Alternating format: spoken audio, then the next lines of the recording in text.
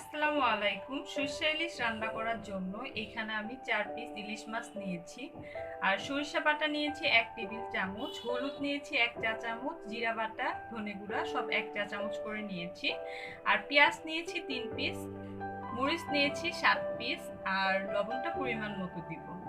মশলাগুলো সব পানি দিয়ে গুলিয়ে নিয়েছি যেন কড়াইয়ে লেগে না যায়। তেল দিয়ে দিচ্ছি আধা কাপ পরিমাণ। তেলটা গরম হওয়া পর্যন্ত ওয়েট করব। সরিষার তেল আধা কাপ পরিমাণ এখানে আমি সরিষার তেল ঢেলে দিয়েছি। আর সবসময় ট্রাই করবেন সরিষার তেল দিয়ে রান্না করার জন্য।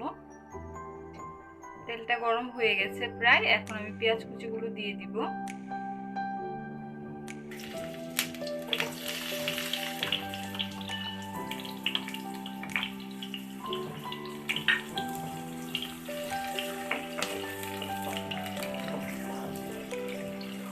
বাদামি করে পেঁয়াজটা ভেজে নিচ্ছি।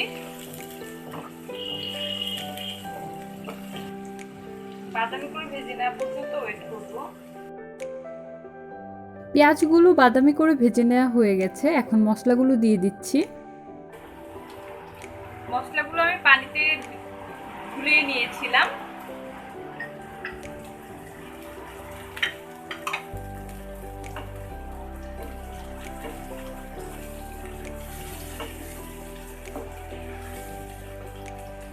অনেকে চাইলে এখানে আপনি শুকনো মরিচের গুঁড়া ইউজ করতে পারেন, আমি শুকনো মরিচ ইউজ করিনি। আর পেঁয়াজ বাটাও ইউজ করতে পারেন, আমি এমনি পেঁয়াজটা কুচি করে দিয়েছি। মশলাটা ভালো করে কষিয়ে নিচ্ছি, তারপর এর মধ্যে সরিষা বাটাটা দিয়ে দিব। সরিষা বাটাটা আমি আগে একটু পানি দিয়ে গুলিয়ে রেখে দিয়েছি। কষানো হয়ে গেছে, এখন মাছগুলো দিয়ে দিচ্ছি।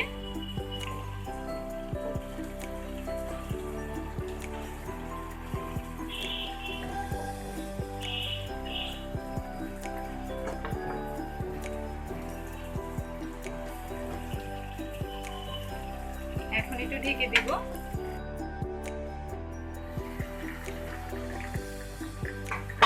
এখন সরিষা বাটাটা দিয়ে দিচ্ছি।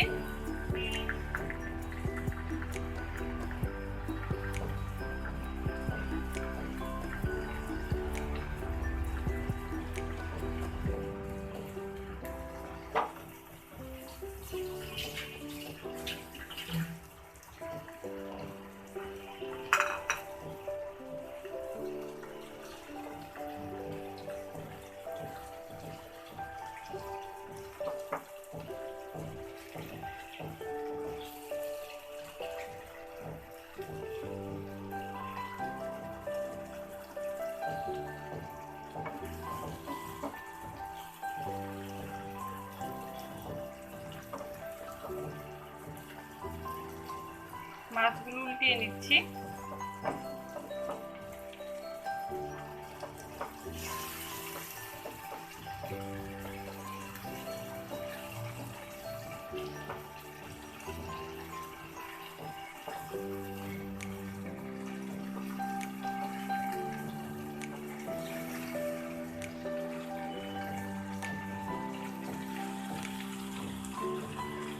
মাছটা এখন ঢেকে দিব 2 মিনিটের জন্য। হয়ে গেছে, এখন পানি দিয়ে দিচ্ছি। পানি দিয়ে দিচ্ছি 1 কাপ পরিমাণ। আর পানিটা আপনারা যাদের পরিমাণ মতো দিবেন। অনেক যারা ঝোল খেতে পছন্দ করেন তাই একটু পানিটা বেশি দিবেন।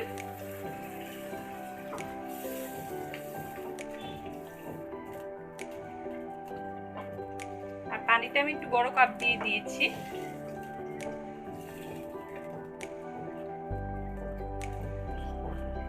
আর এখন এটা ঢেকে দিব।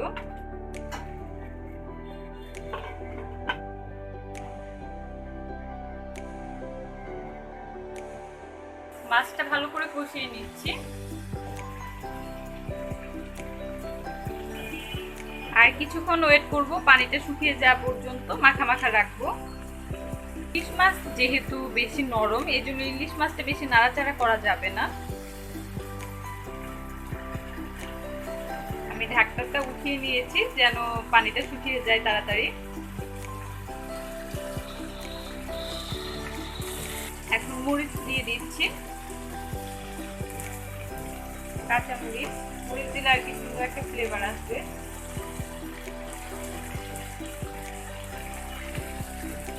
হয়ে গেছে প্রায় মাখা মাখা, এখন নামিয়ে ফেলবো।